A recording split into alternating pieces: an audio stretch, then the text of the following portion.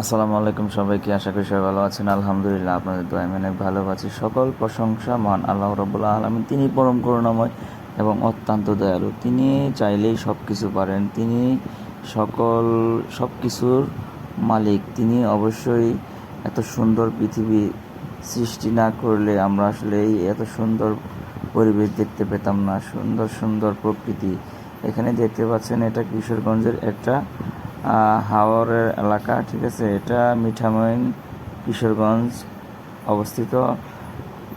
এই রাস্তাটি অসাধারণ একটা ভিউ। রাস্তার আশেপাশে যে দেখতে পাচ্ছেন শুধু পানি আর পানি।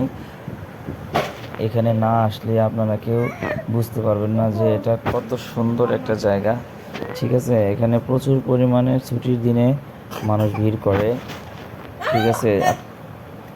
আপনারা দেখতে পাচ্ছেন এখানে এখানে প্রচুর পর্যটক এসেছে দূর দূরান্ত থেকে। আমরা গিয়েছিলাম গাজীপুর থেকে। তো এখানে আমরা খুব সুন্দর একটা পরিবেশ উপভোগ করলাম। সারাদিন অনেক জায়গায় ঘুরলাম।